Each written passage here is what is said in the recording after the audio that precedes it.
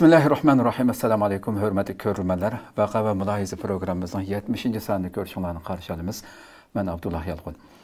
Kadirli görürmenlerimiz, hemala məlum boğandek, her daim gün tarafındaki en muhim, en yeni meselelerini vakti-vaktida şu sahanın mütehassislerini teklif kılıp, söhbet kılıp kilovatkan programımız bugün yana yeni bir sanbiden yüz görüşüp duruptu. Elbette programımızga daimlik mihman bulup özününki kıymetlik malumatını halkımızga yetkizip kilovatkan aziz mihmanımız bugün yana huzurumuzda Ankara Hacettepe Üniversitesi Tarih Fakültesi okutukçusu şundaqla stratejiya mütehassisi Doktor Erkin Ekrem teklif kıldık. Kıymetli vaktini çıkarıp programımız katlaşmaya için köp rahmet etimiz aldığını. Ben rahmet etmem. Rahmet. Kadirli görürmenlerimiz programımız YouTube ve Facebook kanallarımız arkalı Naq Meydan'dan tarixli vatıda. Ekranalda çıkıp durvatkan numarımız şundaqla ictimai fikir vasıtırıdaki alaqı vasıtırımız arkalı. Programımızga alaqadar her qandaq fikir teklif bolsa berişinglarni, suallarыңlar bolsa soruşinglarni ümit qilamiz. Şundaqla köpligen qarindoshlarımızın foydalanish uchun ham baharlab qo'yishni ham unutmaysizlar. Tünügün e'lonimizda bergandek bugungi temamiz Xi Jinpingning Urumchiga berishi nimadan derak berdi degan mavzu qo'ydik. Albatta har qatim hammalar bilganinglardek mavzu bir olgan bilan ichida qanchilgan bir suhbatdan yana bir suhbatgacha qancha 10 tema yig'ilib qoladi. Vaqtimiz yetgancha butun kuchimiz bilan to'xtalyapmiz. Oxirgi sanamiz o'tgan 2-sentabr o'tkazib o'tganmiz. Oradan nurg'un masalalar yig'ilib qoldi. Inshaalloh bugun tirishimiz yana nurg'un masalalarni albatta Xi Jinping vatanimizga Urumchiga qilgan bu ziyoratnoma to'xtalamiz program jarayonida.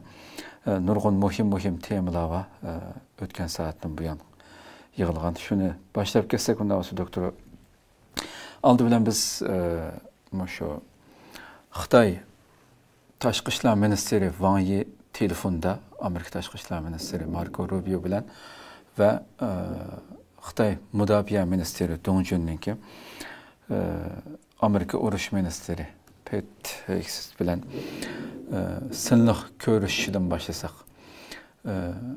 Amerika urush ministri tunji qatim görüşken boldu. Elbette Wang Yi bu Xitay Mudofaa ministri sözlerde elbette yani şu atın çüsümü üzengidin düşmepte her daim kadar özünün yuqur taleplerini oturğu koydu.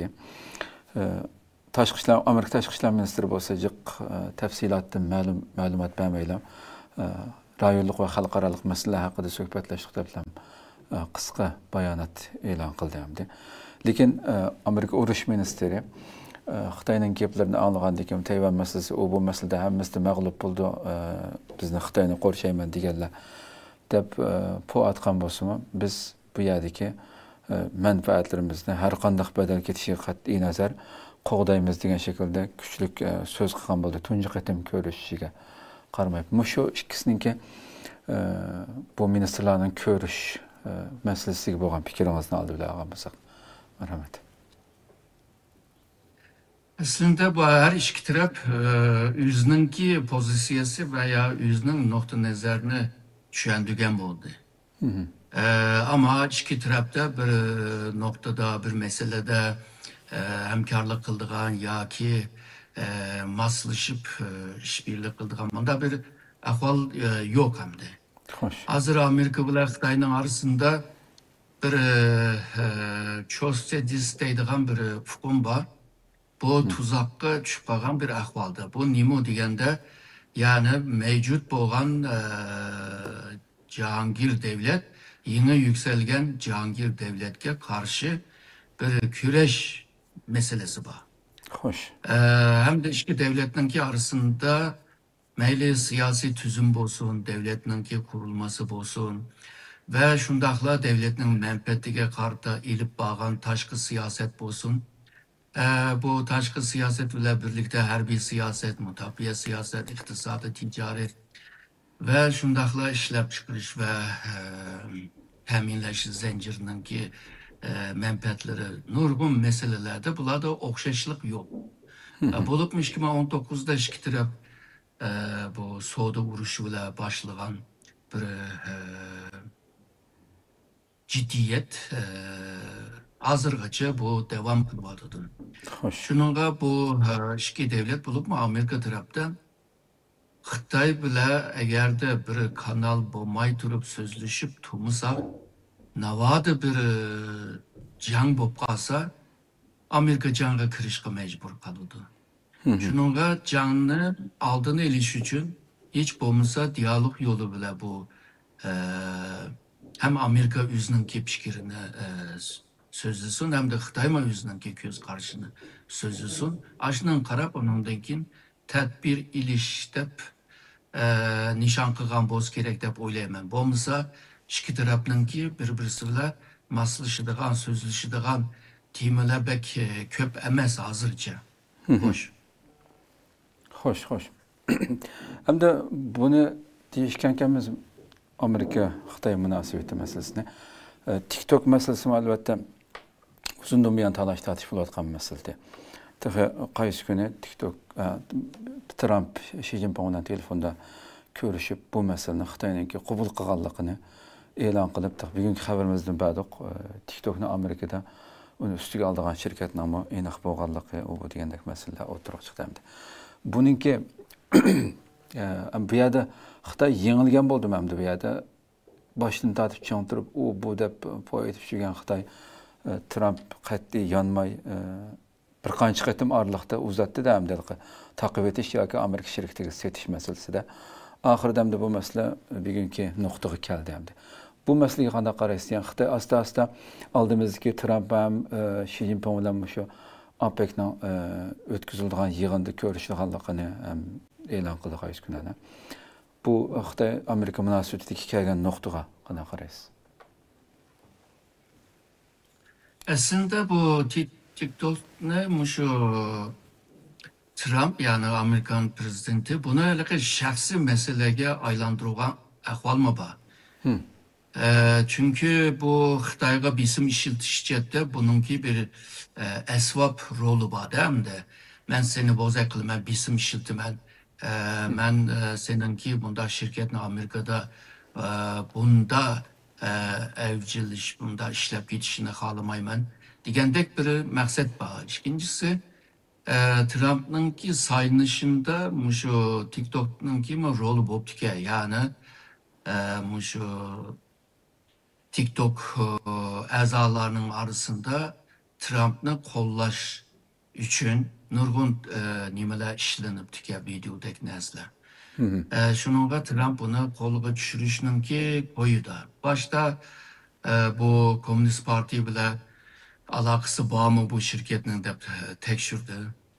TikTok'nun ki rehberlerime bunda bir münasebet bulmaganlığını bir şahsi şirket bo'lganligini shunga Amerika bu qanunsuz TikTok'ga bisim ishiltyapti deb aslında Çin turvaldı. Bu Amerika'nın kongrede talaş tartışıldı, hükümetin içinde talaş tartışıldı yani Aksaray'da. Bu matbuatlarda mı şundak oldu? Ahir kelgen çağda hem de Xitay yani hükümet yani Xitay Komünist Partisi bununla Trump'nınki bazı taleplerge makul dedi. Demek ki yani Komünist Parti ile alakası olan bir mesele. Gerçi şirketin içinde Komünist Parti'nin ki tesir bulmuş ama şirket Xitay menbelik bu başka Xitay mı onunla sahip çıkmadı da. TikTok'tan ki işiltiş, takip kılış, bazı haklarını bir kısmını Amerika'ya ötközgen oldu ama bir kısmı yana şu Xitay şirketinin ki, ana şirketinin ki kolu da. Yani bunda degende Xitay mı bir yerim çamdan akığı desidi, Amerika aldığı bir yerim çamdan desigen oldu. Şununla hazırca bula maslaşkan oldu ama bir yerde Xitay mağlup oldu deyiş biraz kıyın. Çünkü Xitay bu meseleni bir esvap, bir vasıta kılıp işletken de buna.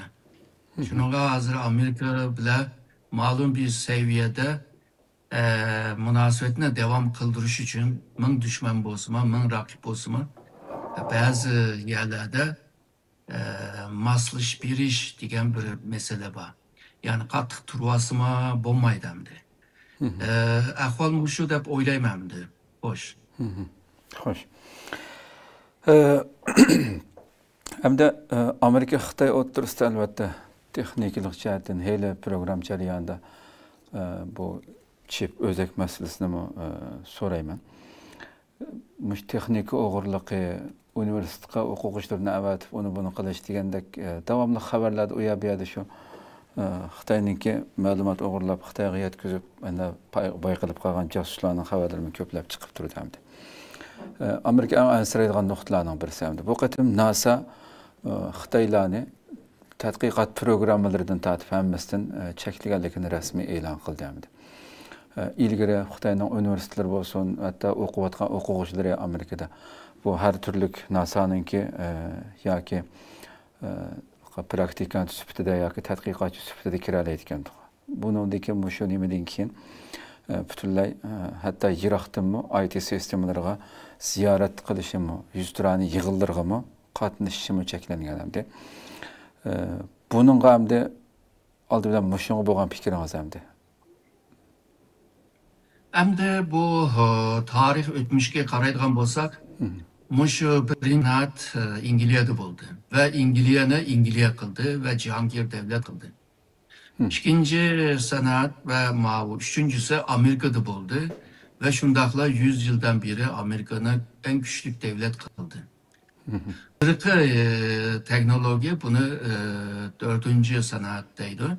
Yani biz biliyatkan şu sunni akıl.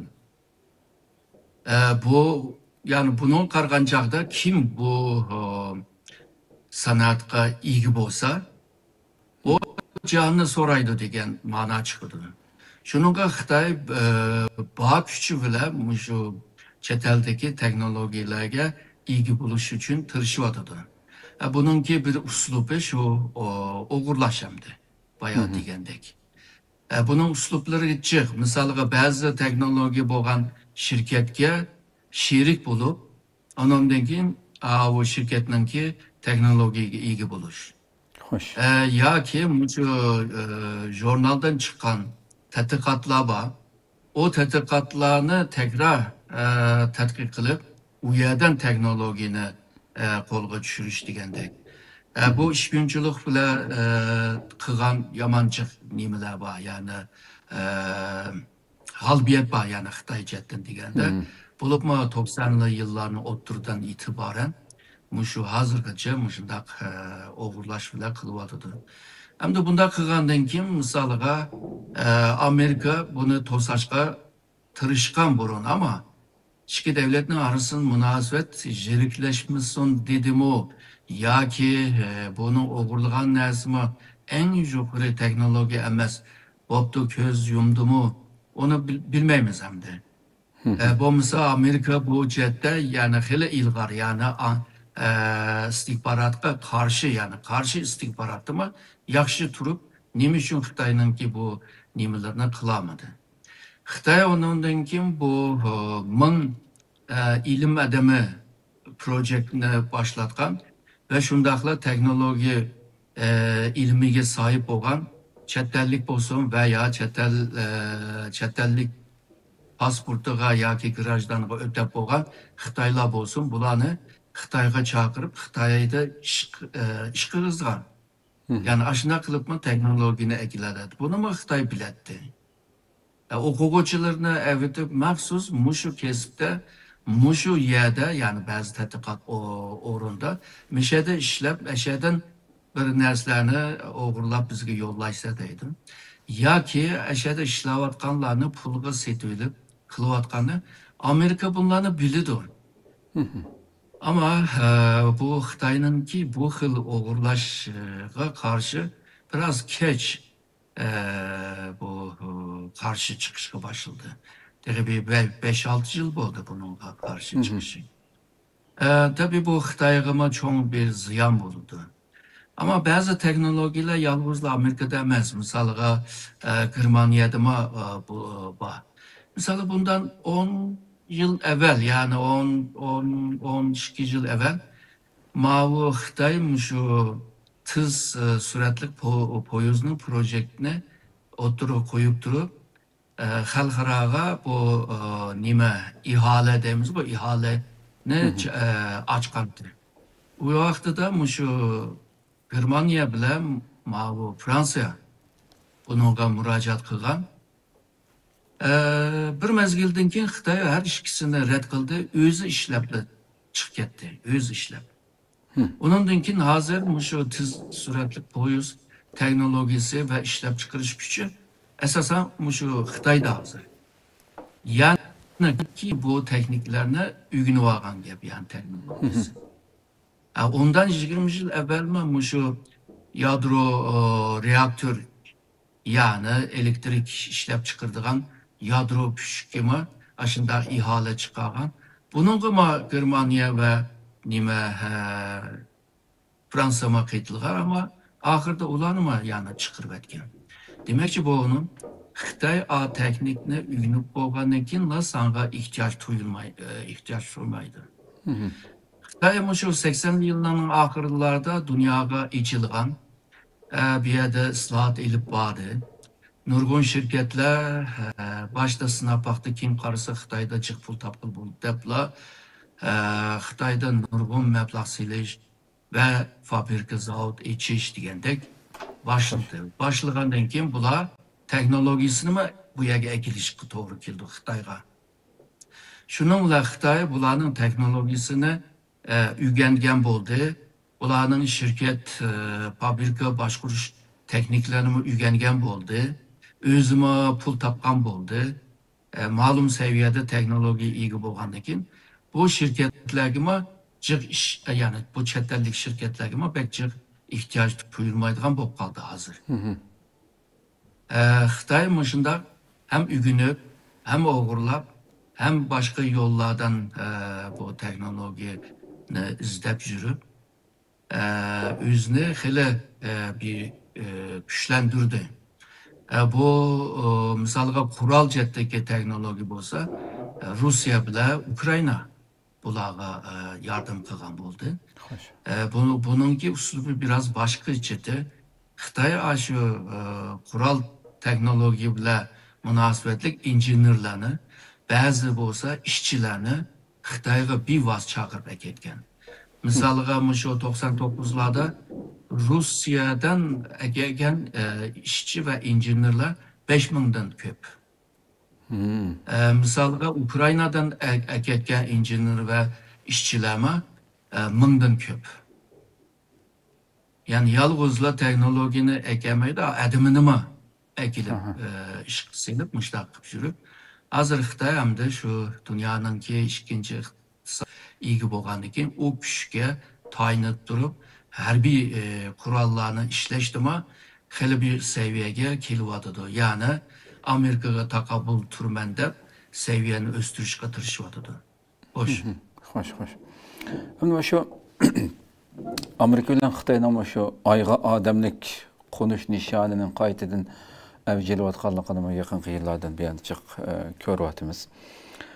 Washington bolsa bu Apollo vazifelerining davom bo'lgan Artemis programmasini 2027-yili ayga qaytish planini o'tirg'a qo'yib, biz barimizni Xitoy 2030-yilgacha o'zining olam uchiqishlarini avatman deb shu masala. NASA'ning boshlig'i shu xabarda uyushtirilgan bir matbuot yig'inida hozir biz ikkinchi olam baygisining ichida Xitoylar bizden ilgili ayga qaytmoqchi, bu asla yuz bermaydi. Amerika alemde yetakchi edi, yetakchi bo'lib davom qildi degan so'zlarni ishlatdi. Siz buningga nimishqa bu ikkisi bu kadar men sening oldingda chiqaman deb bundan belgi tushunamdi. Şu 1970'nin 5'inde Sovyetler şu sahada nayda taraqqa qilib Amerika özünün keyinde qalğanlığını his qilgan. Ama derhal yani tırışıp Sovyetlerge yetişip algan ve keyin ondan keyin eşip ketken. Şu iki ayga okşaş hazır mı Xitay ayga çıkış teknikleri hele bir taraqqa qildi. Misalga ayınınki o aqı tarafı yani dömbü tarafı karanlık, kögülü olmaydı. Xitay eşeğime çıkıp maşinlerini eşeğde mangızıp aşı rayonda yani o aynınki rayonunda kandak bu madenler bağ, kandak bir canlılıkla bağ mı yok mu diyendek tetkikatını ilip yürüyordu da hazır. Hatta şu karanlık tarafında bazı madeni taşlarını ma'u nimge Xitayga ekilip onun tetkikatını hazırgıca yürgüzüyordu. Hatta Amerika'ma bir nime hediye bergen oldu bir parça taşını. Yani bunu diyen vakti da Amerika olsun veya ki başka devlet olsun kendi kılıvatkanda görünüyordu. Aslında ayrı çıkarılan devletler heli var yani teknoloji cihette. Mesela İngiltere, Fransa, Japonya, Rusya, Amerika degende. Ama bu devletlerin iktisadı acizlik aşka bunga pul xərcləb ve vakit xərcləydiğən mada bir imkanı bulmaymadıdır. Hazır yetişip kilovatkan şu Hindistan buluvadıdır. Hem de Hindistan hem ayının körünügen aydın kısmı hem de karanlık kısmı bir planlarını kuruvadıdır. Bu Hindistan eğer de bunu kılalıgan takdirde yani Xitay bilen bir rekabet kılalaydıgan halıga keldi. Amerika mı bunun tayarlığını kılıvadıdır. Demek ki gün ayda bir küreş kılış, rekabet kılışının ihtimali mi görünüyordu hazır. Hoş. Hoş. Dünyadaki yetmedi. Aydaki nima? Men baldır erişeyde fe bu şu dünyanın hali ya. Şimdi hem de Xitaydan bu şu harbiy masasıma lügatib o'tgan harakatdan taraqqiy qildirayotganligini Fujian aviamatkasini hamda yangi aviamatkani buni chiqarib Tayvanning atrofini bir aylantirib bir nima qilgan bo'ldi hamda Xitoy.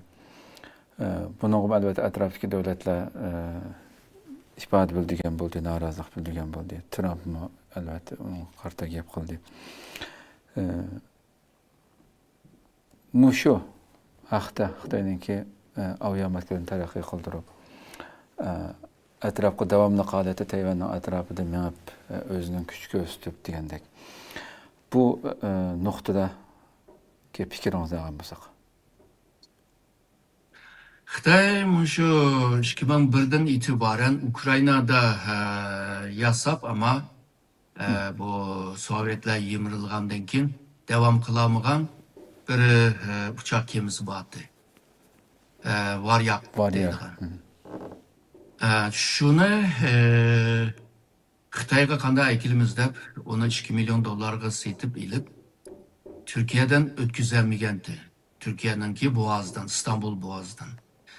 Karadeniz'de turup kaldı. O ya da bu Karadeniz devleti bolmagaçka Karadeniz'de turup kalsa her gün pul töyleydigan.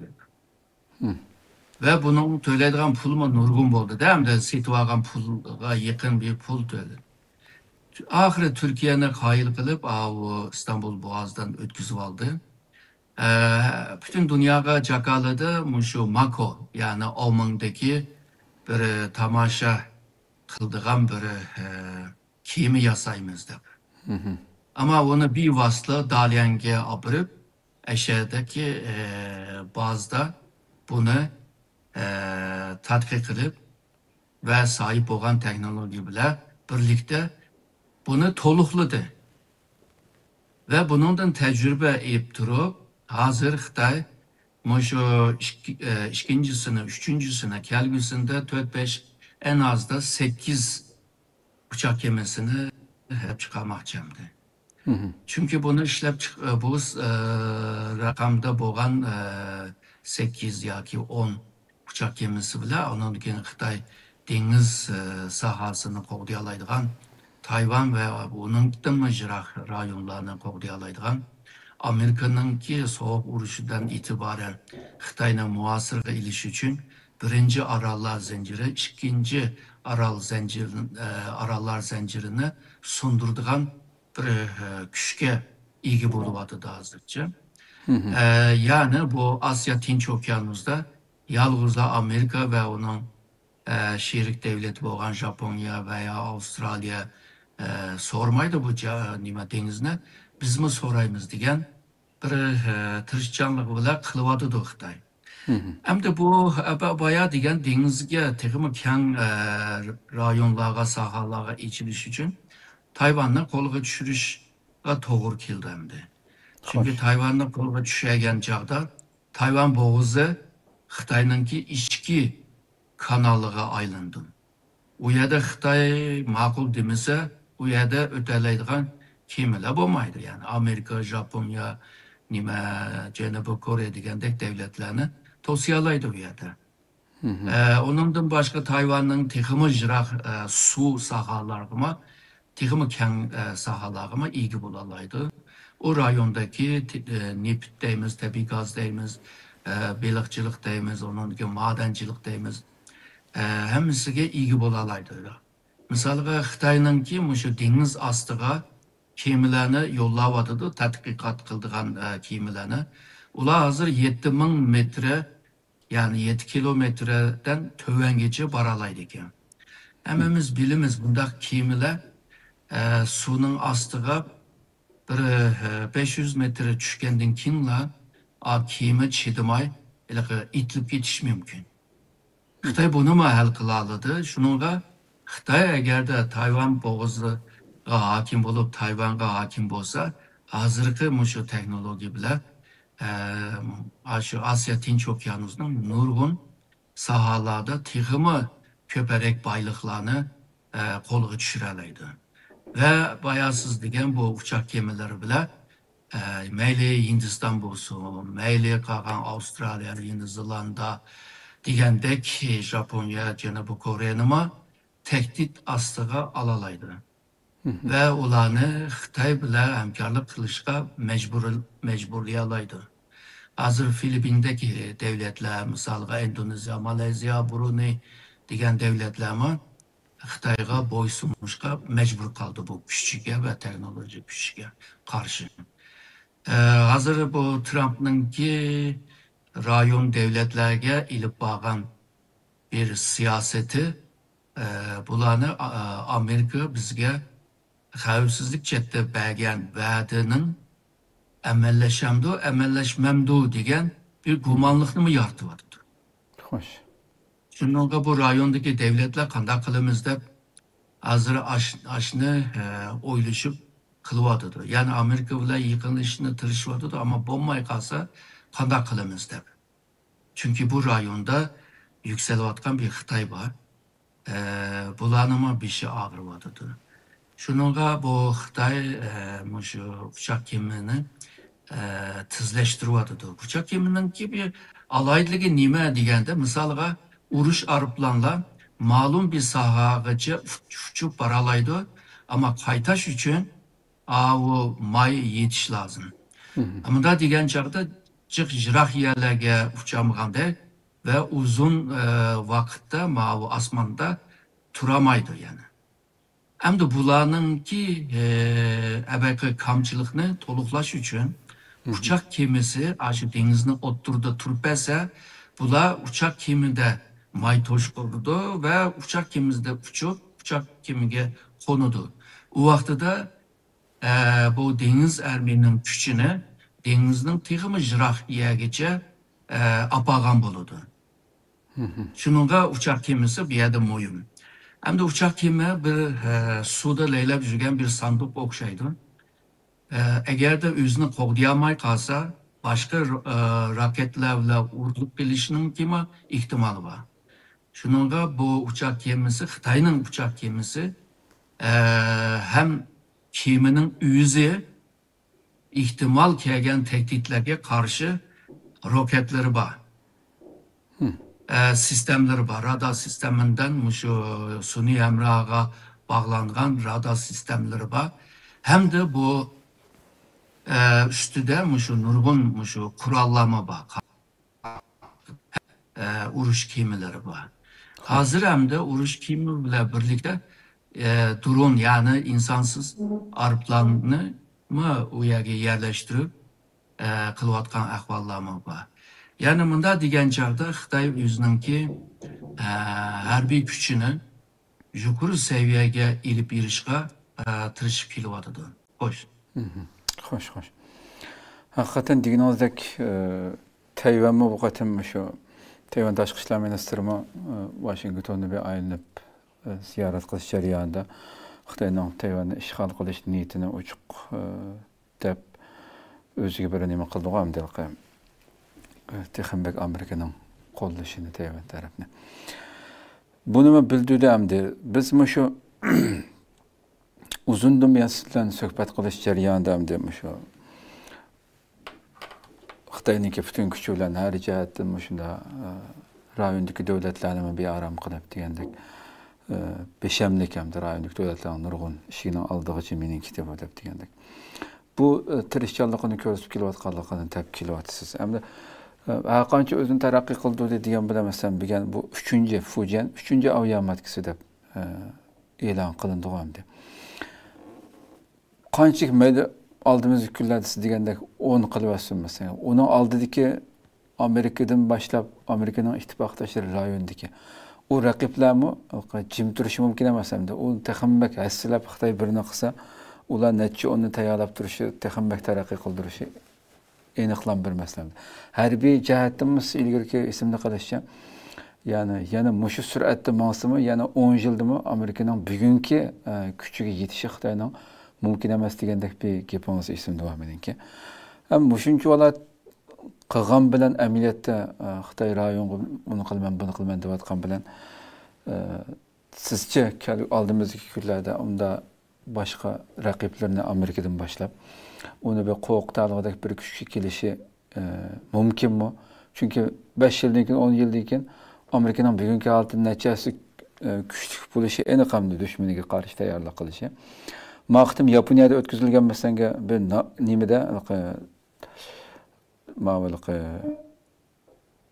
Resolve Dragon harbiy manevrida Yaponiya bilan Amerika o'tkazgan. Bu Tayfun nomli qilqi shu Tomahawk boshqarilgan bombani qo'yib bergan o'ttir musofirlik bir narsa Amerika akab shu manevr jarayonida qo'yg'oniga Xitoy chichangishib oldi deb buni akitish kerak. Mening bu rayondan darhol yo'tko'tish kerak deb bayonot e'lon qilib ketdi masanga.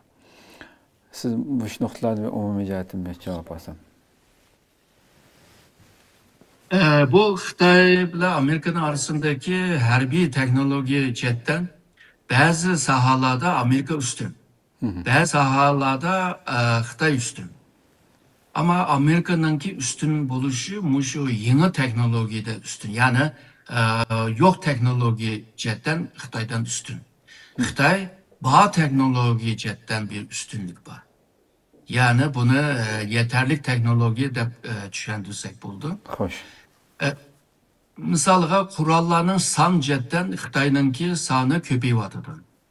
Amerikani ish ketyotdi. Misalga Amerikaning 11 uçak gemisi var, Xitoyning aran 3 bor. 4-inchisi tayyor bo'lishni oldida. Bu 11'e yetiş, yani Amerika'nınki bu 11'e yetiş için hele bir yıllarga ketudamdı. Mandaqılıqı ayrım seliştiriş cidden qaraydigan bolsak, yani Amerika'nın bir üstünlüğü var ama san cidden sanın özümü bir güç, san cidden bir Xitoyninki köpeyiyotganligini bir yerde ko'ryapmiz. Şunun Amerika'nınki harbiy mutaxassislar Xitoy bizden eshib ketdi degan gap shu san meselesi var. Mesela hozir Amerika ba'zi qurollarni yasayotdi, sinoqdimi qilyotdi. O qurollarga tehi to'liq munda kod ism berilgan emas, ya'ni qurollarninki munda bir kod ismlar bo'ldi. X isim bilan X palanchi deb ism bergan qurollar var. Misalga buni Xitoy bundaq nimaga ega emas. Amerika ega bunda. Bu qurol jihatdan qurolni inson ishlatadi. Undaqda buni yaxshi ishlatlamsa, to'liq ishlatlamsa, unumli ishlatlamsa degan masala bor bu yerda. Hamda bu jang boshlagan vaqtida hozirgi janglar bu quruqliq ordusi nima harbiylar manda uruşudu, havadaki anda uruşudu deb emas. Hazır deniz astı, deniz üstü, hava boşluk ve kurukluk degandek neçe kaplamda manda maslaşıp birlikte uruşulan bir devir hazır. Bu naydı mürekkep bir mesele. Bunu sen kılamıgan takdirde, ya ki bu komuta sistemini kılamıgan takdirde, ya ki kılıvatkan ceriyanda başkaları bu sistemini bozup koysa, o vaxtıda ebeki kural bek işe yaramaydı. Tarihte nurgun canglarını diyeleyimiz, aciz boğan ermima, güçlük boğan ermini yeniğen ahvallar var. Misalga mavu Kırman'ın ki 19. esirde Kırman'ın ki her bir strateji mutası var. Kalkulus deydiğen. Onun ki bir icat kılan bir hukum var. Yani cang meydandaki tuman. Bu nim degen gep degende yani cangda ben utuvalmam, hem nimem tolup, generallarım güçlük, ermilerim güçlük de canga kirgende uturduğun ahvallar buludu.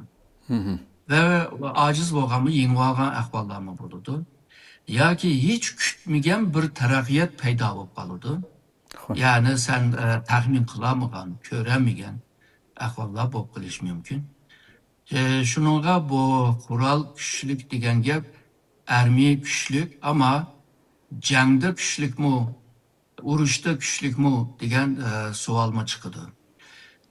Şununla Xitay bu manevralarını anca-munca kılıdı Rusya bile, bunun bile.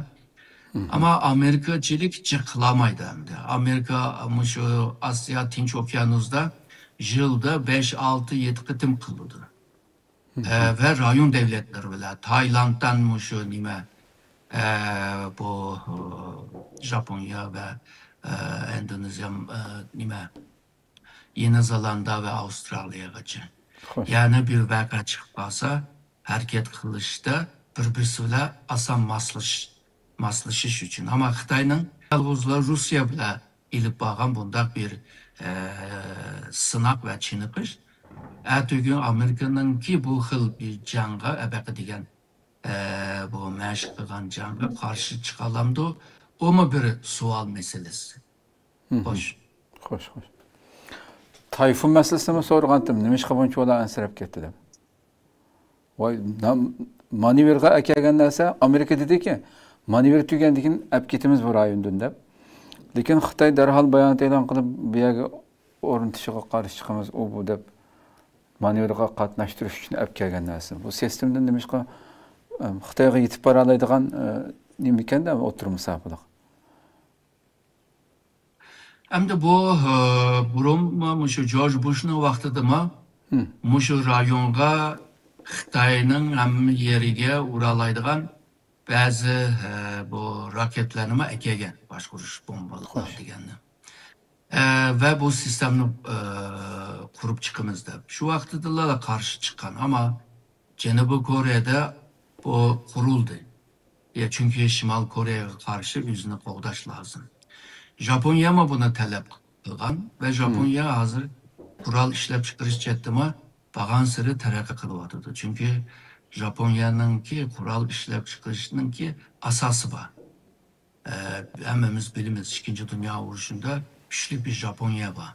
Hoş. Hazır bu Amerika'nın ki Asya Tinç Okyanus'da her bir manevra, her bir hemkarlık degen meselede bazı vaxtıda karsa şunda güçlük bu iradeleri var, ifadelerimi var. Bazı vaxtıda karganda aciz kılıvatıdır. Şununla bu Xitay'nın Amerika'ya karşı tenkit kılış, tıl uzatışga bir fırsat mı yaratıp birivatıdır. Eğer Amerika izcil, şu Cenubi Kore, Japonya, Avustralya degandek şerik devletlerge yani ittifakdaş devletlerge izcil bir xil siyasi harbiy siyaset pozisyonu ko'rsatgan bo'lsa Xitoy bunchilik gap qilmaydi deb o'ylayman. Tabii ki nurg'un şu manevra nima vaqtda ba'zi qurollarni ekilib shu nima qilib qoladi shu rayonda.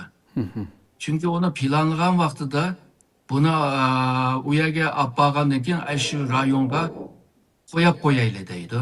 Chunki Japoniya, Janubiy Koreyada Amerikaningki nimalari bor, armiyalari bor. Ularga berib, ularni kuchlantirishga tirishib hamdi. Hazır bu Amerika'nın Asya Tinç Okyanus rayonunda Xitayning hamma yerini uralaydigan bir sistem var. Shuningga Xitoy bek nim qilyotdi, Rossiya bilan o'rtaq shunday harbiy manevra qilib yurib, ashuni taqabul turimiz deb. Hamda Xitoyning atrofida bu yadro qurollama xeli to'shaq bor. Yani Rusya deymiz, Şimal Kore deymiz, Pakistan deymiz, Hindistan deymiz degandek. Xitoy uchun şu onunki etrafı naytiq xavif bir ahvol bor. Shuningga Xitoy hozirgacha mushu ahvolga qarshi bir tayyorligi bo'lishi mumkin, ama bu amaliy bir ahvol, bir tayyorlik aniq ko'rinmayotdi. Balki maxfiy qilayotgan bo'lishi mumkin hamda. Bunda bir paytda Xitoy hamda har qanday bir